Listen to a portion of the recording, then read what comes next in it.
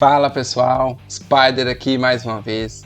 Nesse vídeo temos parte de uma aula gravada em que abordo aspectos genéticos do câncer, enfatizando o ciclo celular e sua regulação. Se você quer saber mais sobre o desenvolvimento do câncer, os principais genes associados a esse processo e os mecanismos envolvidos, é só ficar comigo que é logo após a vinheta. Vamos lá!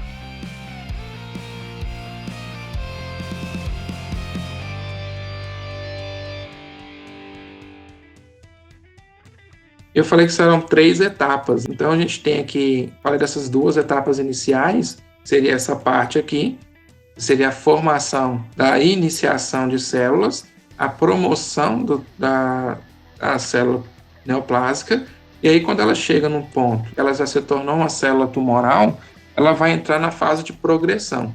E aqui, essa fase de progressão, ela vai continuar os processos de tentativa e erro, ela já tinha começado lá na promoção, que é o que, basicamente? Ela vai dividindo e sofrendo mutações. Então, só para tentar explicar de uma forma mais prática aqui, isso lembra muito o processo de seleção natural, que foi proposto aí pelo Charles Darwin. É a mesma coisa, basicamente. A célula tumoral vai produzir novas células com mutações, e apenas as mutações que conferem maior adaptação ao organismo é que vão sobreviver. Então, a gente tem aqui a célula tumoral vermelhinha, que vai proliferando, mas às vezes ela sofre uma mutação aqui, que não dá certo, né? Não dá para sobreviver no nosso corpo, essa célula morre. Mas ela sofre uma outra mutação aqui, rosinha, e aí ela consegue sobreviver, e ela vai se dividindo. Essa mutação rosinha sofre uma outra mutação que não dá certo, essa célula morre. Mas aí, eventualmente, ela forma uma mutação aqui que forma essa célula verdinha que sobrevive. E por aí vai, forma uma roxinha, né? A roxinha sobrevive, mas às vezes quando ela vai tentar fazer mutações também não dá certo. A verdinha também vira uma azulzinha, que às vezes não dá certo aqui, mas progride. O que a gente tem no final? A gente vai ter um tumor que, apesar de surgir de um clone, isso gera às vezes confusão. Um clone quer dizer cópias de uma célula tumoral. A gente vai ter, em vez de ser todas as células iguais, a gente vai ter um processo que a gente chama de heterogeneidade. Quer dizer, a massa tumoral ela é composta de células muito diferentes morfologicamente e geneticamente também. Eu vou ter, por exemplo, uma célula vermelhinha, né, que ela tem uma capacidade metastática muito grande, né, de fazer metástase, de espalhar pelo corpo. A célula azulzinha, no entanto, ela é mais capacitada para invasão, para invadir tecidos vizinhos. A célula azul, a melhor habilidade dela é que ela não ativa o sistema imune. A célula rosinha, ela prolifera sem necessidade de fatores de crescimento, né, ou com menor quantidade de fatores de crescimento, uma habilidade que ela adquiriu. Então, percebam que eu vou tendo células com características diferentes, com habilidades diferentes, características das neoplasias malignas. E aí, isso dificulta muito o tratamento, né, no câncer, porque às vezes você faz um tratamento e foca em células que estão proliferando, e às vezes tem células ali que não estão em atividade proliferativa, mas que conseguem invadir tecidos vizinhos, por exemplo, e depois que vão adquirir atividade proliferativa. Então, muitas vezes é por isso que quando você faz o tratamento, o tumor ele não desaparece, ele apenas reduz de tamanho, e aí isso ajuda depois para momentos cirúrgicos posteriormente. O que é a progressão tumoral? Vai ser o processo que a célula vai sofrendo mais mutações para adquirir a capacidade de, principalmente, fazer metástase. Eu diria que metástase é o ápice da carreira de uma célula tumoral, né? Ela conseguir espalhar e se desenvolver em outros órgãos. Então, eu vou, a partir de agora, começar a citar quais são os genes, né, que estão envolvidos nesse processo. Genes que vão ser alterados para que a célula passe pela iniciação, promoção e progressão, assim, de uma forma mais conceitual. E aí, para falar da genética do câncer, a gente tem que primeiro lembrar que o desenvolvimento dos tumores, né, das células cancerígenas, eles já têm uma assinatura. Assim, o que tem num câncer, né, que é bem característico do câncer? Então, essa imagem que ela meio que retrata um pouco sobre isso. Ela, por exemplo, os supressores do crescimento, eles não fazem efeito mais nas células tumorais.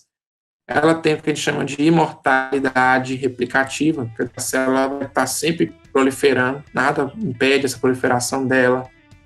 Pode ocorrer aqui a participação de uma inflamação, né, que está induzindo a formação de tumores. Vocês vão ver aí alguns casos aí de fatores de risco, né, para alguns tipos de câncer, e esses fatores de risco estão associados com doenças inflamatórias. Tem a ativação de genes relacionados à invasão e metástase, instabilidade genômica, como já falei, né, muitas mutações, indução de novos vasos sanguíneos, que é a angiogênese, ela vai precisar de maior irrigação dos tumores, resistência à morte celular, a célula não pode morrer, né, para ela ser considerada imortal. É uma modificação metabólica, né? A gente fala que ela vai ter um metabolismo mais anaeróbico, produção de energia, e toda a produção de energia vai ser basicamente aplicada para divisão celular e movimentação para invasão de células vizinhas, né? Sem muita produção, muitas vezes, aí de hormônios ou de alguns processos que normalmente a célula estaria envolvida.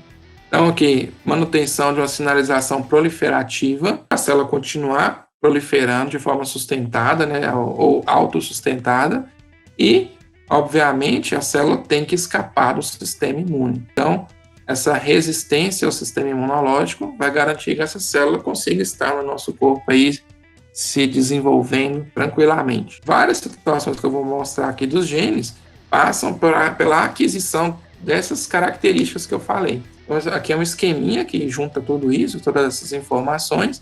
Eu vou ter aqui, então, a parte de iniciação, então, que os carcinógenos vão agir na célula normal e vai chegar ao ponto de gerar um dano do DNA. É um dano que normalmente é reparado, felizmente ele é reparado, porque temos enzimas que reparam o DNA, mas quando isso não ocorrer e a morte celular não ocorrer também, esse dano vai ser transmitido para células filhas, né, as células descendentes dessa célula que sofreu o dano no DNA. Começa essa cascata que eu falei com vocês, né, que vai ser danos que vão ativar os chamados oncogenes, que promovem o crescimento tumoral, vão inativar os genes que suprimem o desenvolvimento do tumor e também os genes que regulam o processo de apoptose. Então, os genes que vão estar envolvidos com a morte celular também vão ser afetados. A partir disso, quando eu tenho ativação dos genes que aceleram o ciclo celular, inibição do freio, que é os genes que suprimem o ciclo celular, e inibição da morte celular, eu vou ter proliferação celular desregulada e apoptose diminuída. Então, basicamente, eu tenho aqui já a fase de promoção se desenvolvendo até eu chegar naquele clone, que a gente falou pré-neoplásico, e aí ele vai adquirindo aquelas mutações que a gente mencionou lá atrás, que vão conferir o escape no sistema imune, a atividade angiogênica aumentada, a mobilidade. Esses processos aqui vão levar essa célula da promoção para a progressão tumoral e vai culminar aí com a formação da neoplasia maligna, né, que tem capacidade de invadir e espalhar pelo corpo. Então, juntando tudo, de uma forma geral, os genes envolvidos estão sendo citados aqui, genes de reparo, genes de oncogênese, supressor de tumor, apoptose, resposta imune, angiogênese, invasão e metástase. São pontos, essas setinhas aí estão indicando pontos genéticos que vão ter que ser alterados para favorecer aí a formação da neoplasia maligna.